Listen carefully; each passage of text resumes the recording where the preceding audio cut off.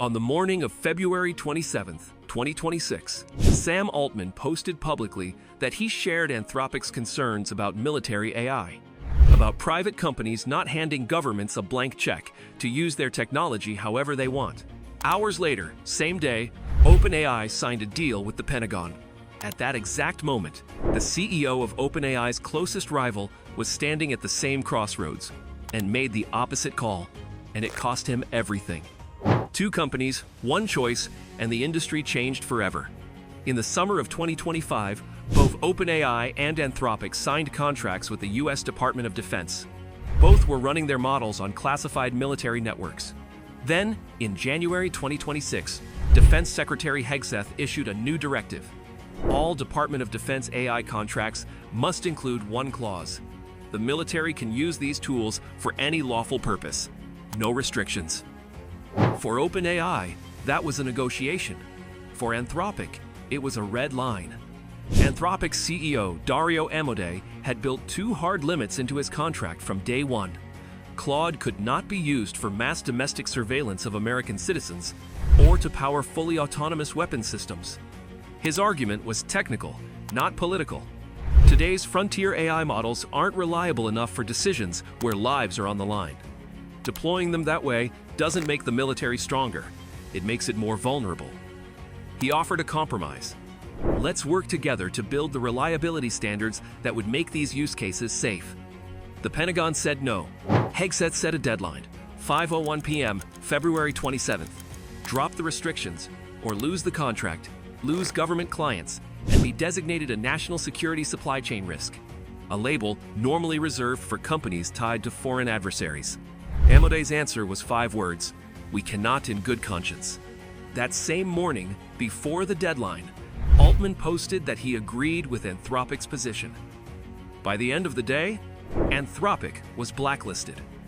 OpenAI had the Pentagon contract on the exact terms Anthropic refused.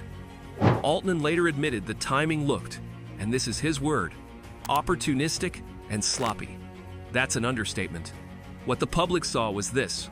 One CEO said no and paid for it. Another CEO said he agreed, then said yes anyway. The reaction didn't come from analysts. It came from users.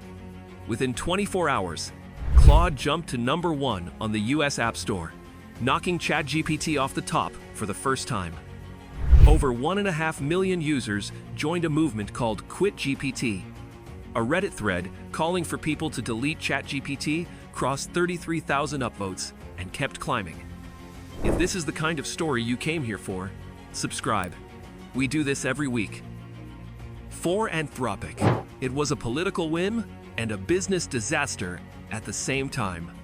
Trump directed every federal agency to stop using their products. Treasury, State, Health and Human Services all moved employees off Claude.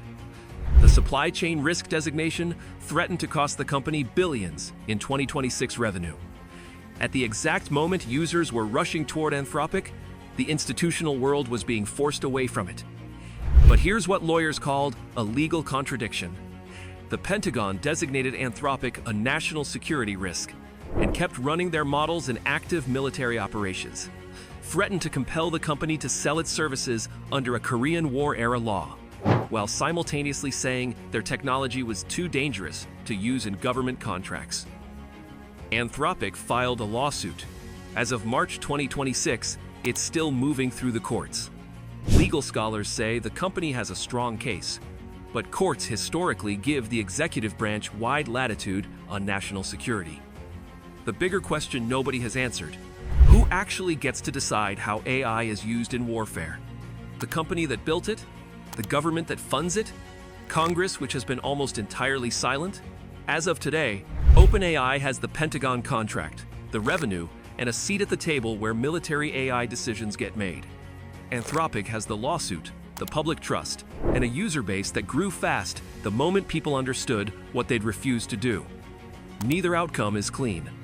But the choice each CEO made on February 27th will define how both companies are seen for years. Altman's bet: be inside the system, shape the rules from within, accept that influence requires compromise. Amodei's bet: some lines don't get crossed, even when it costs you everything, even when the government calls you a national security threat for holding them. Both men believe they're protecting the future of AI. They just drew the line in completely different places. Who made the right call? Altman or Amodei? Leave it in the comments. We read every one.